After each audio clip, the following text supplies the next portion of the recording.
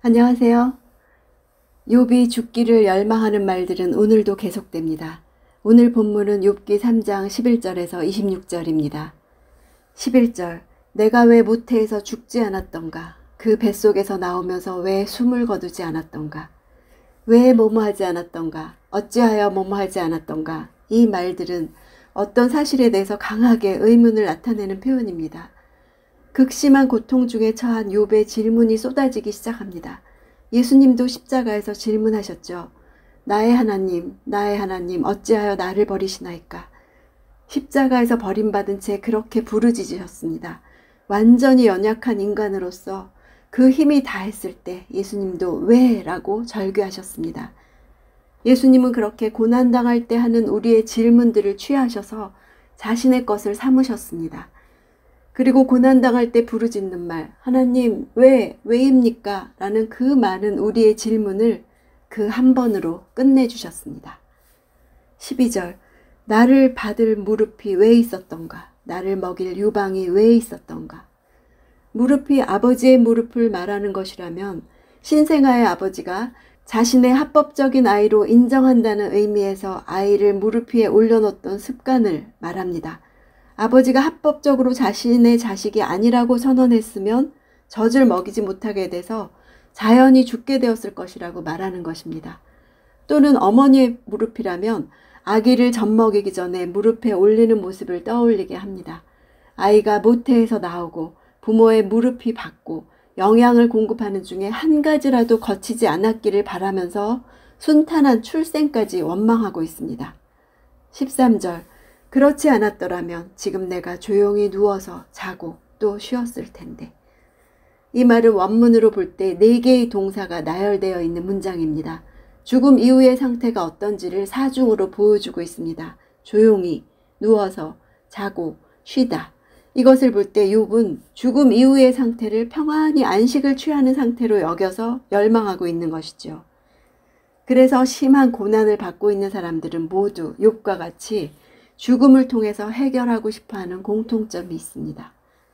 14, 15절 자기들을 위해 폐허를 재건한 이 땅의 왕들과 그 신하들과 함께 있었을 텐데 또는 금을 가진 지도자들, 은으로 집을 가득 채운 지도자들과 함께 있었을 텐데 14, 15절은 이 땅에서 권세를 누리고 부를 누리던 자들의 결국을 말합니다. 이 14, 15절은 앞뒤절 12, 13절과 16절에 둘러싸여 있는 구조입니다. 앞뒤절에 낙태된 아이를 배열하고 그 가운데에 세상에서 권력과 부를 누리던 자들을 배치하는 구조를 통해서 죽음 이후에는 세속적인 권력과 지위와 부가 덧없고 모든 사람은 죽음 앞에서 평등하다는 것을 극명하게 보여주고 있습니다. 16절 또는 낙태된 아이처럼 세상 빛을 보지 못한 아기처럼 돼 있을 텐데 욥은 문장의 구조를 통해서 사후 세계는 이 세상에서 빛을 보지 못하고 사산된 갓난아이와 강력한 힘을 소유했던 왕들, 부자들이 함께 있다고 말합니다. 자신이 죽어서 태어났거나 좋은 날을 보다 죽는 것이나 마찬가지니까 더 이상 삶을 이어가고 싶은 마음이 없다는 것입니다. 허무한 노력을 했던 왕이나 부유한 자들은 자신이 살아온 과거를 비유한 것이죠. 그는 동방에서 큰 자였지만 지금 그것이 얼마나 허무한 것인지 자신이 살아온 나날들의 허무함을 탄식하고 있습니다. 17, 19절 거기는 악인이 소란을 멈추고 지친 사람들이 쉼을 얻으며 갇힌 사람들이 함께 쉬고 억압하는 자의 소리가 들리지 않는 곳이다. 거기서는 작은 사람 큰 사람이 함께 있고 종이 그 주인에게서 놓여있지 않는가. 악인과 지친 사람들, 갇힌 사람들과 억압하는 자, 작은 사람과 큰 사람, 종과 주인 등은 모든 사회에 존재하는 갈등 구조입니다. 욥이 그리는 사후 세계는 현 세계의 모순이 다 제거되고 극복되는 것이죠. 사실 욥이 살던 시대는 지금처럼 완결된 계시가 주어진 시대가 아니었습니다. 그래서 사후 세계에 대한 명확한 인식을 할 수 없었죠. 그러므로 욥의 사후 세계에 대한 이해는 욥이 찾을 수 있는 최후의 돌파구가 죽음 이후의 삶이었다는 것으로 이해해야 합니다. 20절 왜 비참한 사람들에게 빛을 주시고 고통스러워하는 영혼에게 생명을 주시는가? 욥 자신이 비참한 사람이요 고통스러워하는 영혼이지요. 울타리를 제거하신 후에 욥에게 남은 것은 생명뿐입니다. 그런데 생명은 오히려 그의 죽음을 방해하는 장애물일 뿐입니다.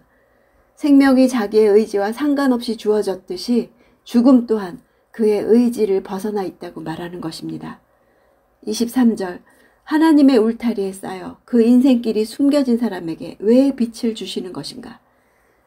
사탄이 하나님의 울타리로 둘러싸였다고 말한 것과 똑같은 단어입니다. 원문의 의미를 살려서 보면 그의 길이 감추어진 사람에게, 하나님이 막아버린 사람에게 왜 빛을 주시는가입니다.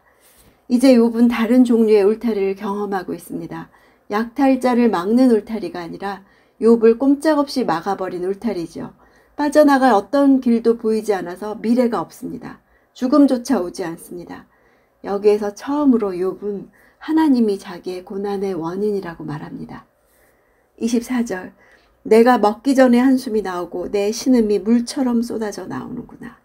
고통스러운 삶이 연장되는 것에 대해서 음식 앞에서 음식 대신 탄식이 들어온다. 나의 유일한 음식은 탄식뿐이다 라고 표현합니다.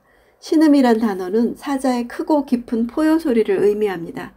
극심한 고통 가운데서 울부짖는 욥이 사자처럼 크게 울부짖는 소리를 쏟아지는 듯한 물소리에 비유해서 표현한 것입니다. 하나님은 이런 한숨과 신음을 들으시는 분이시죠. 성경에서 히브리 노예들의 신음을 들으셨다고 몇 번이나 말씀하시는 분이십니다. 25절, 내가 그토록 두려워하던 것이 내게 닥쳤고 내가 무서워하던 일이 내게 일어났구나. 이 문장에는 4개의 동사들, 두려워하다, 닥치다, 무서워하다, 일어나다 등이 나열되어서 두려움과 무서움의 감정이 욥을 급습해서 융단 폭격하는 듯한 의미를 전달합니다. 파산의 아픔과 사별의 슬픔과 질병의 고통과 아무 미래도 없는 일들이 닥칠 것을 두려워했던 것입니다.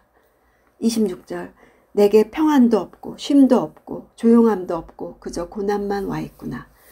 죽음 이후엔 평안도 쉼도 조용함도 있을 텐데 죽지 못하는 자신에게는 그저 고난뿐이라고 고백합니다. 고통스러운 삶의 연장에 대한 회의로 지금이라도 차라리 죽기를 갈구하는 탄식이죠. 욥기 3장에 복음이 있나요? 3장에서 복음을 찾기란 쉽지 않습니다. 그러나 성경 모든 부분에 복음이 있듯이 욥기 3장에도 복음이 있습니다. 출생을 저주하며 죽기를 바라는 어둠 속에는 평안이 없다는 것이 복음입니다. 깊은 절망과 고통은 감추어야 할 것이 아니라 고백해야 한다는 것이 복음입니다. 하나님의 정의를 갈구하는 신자가 그렇지 못한 삶에서 절망하고 그것을 드러내는 과정은 회복으로 가는 첫걸음이라는 것이 복음입니다. 하나님은 모든 삶의 배후에 존재하십니다. 천상회의를 본 우리는 그것을 압니다. 욥이 고백한 것 같이 울타리로 막아놓으신 하나님은 욥이 죽지 않도록 보호하시고 붙들고 계신다는 것이 복음입니다. 욥기 곳곳에서 복음을 발견한다면 우리 삶에서도 복음을 볼 수 있을 것입니다. 욥기 화이팅입니다.